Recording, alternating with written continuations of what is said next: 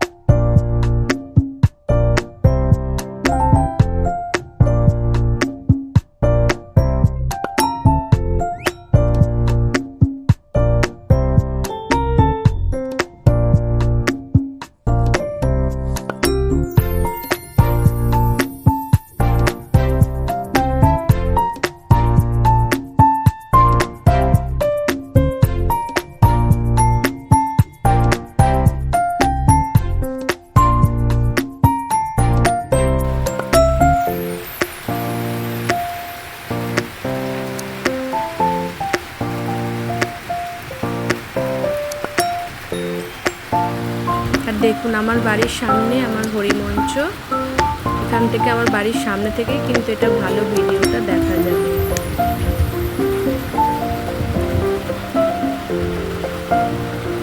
তো চলুন রান্নাটা করে নিই দুপুরে। তো আজ বানাবো হচ্ছে দুপুরে পুঁই শাক চচ্চড়ি, মাটন আর চাটনি। তো ওগুলো দেখাচ্ছি না, আপনাদেরকে একটু মাটনটাই দেখিয়ে দিই। চলুন মাটন রান্নাটা শুরু করে দিই। সব কিছুই দিয়ে দিলাম, আদা রসুন পেঁয়াজ একটু কষিয়ে নেব।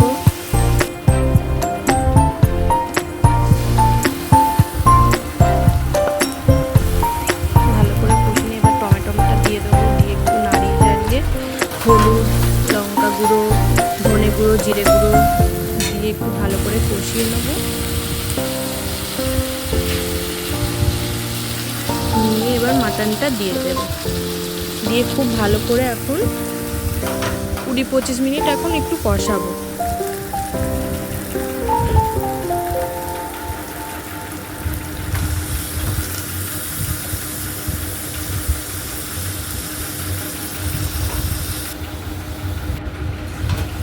মাটনটা একটু ভালো করে না কষালে হয় না।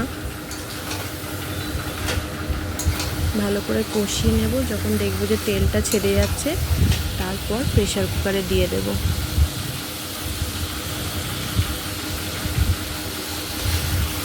রবিবারের স্পেশাল মেনু মাটন কষা। কষা না, একটু ঝোল ঝোল থাকবে।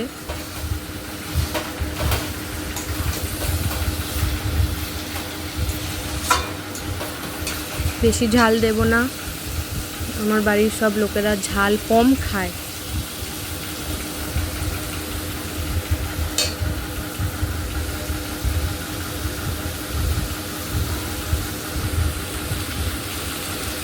অনেকটাই কষানো হয়ে এসছে,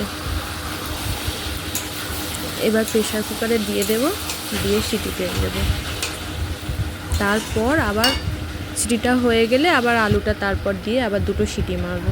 তো চলুন, তো রান্নাবান্না করে নিয়ে আদার্স কাজগুলো কমপ্লিট করে নিই।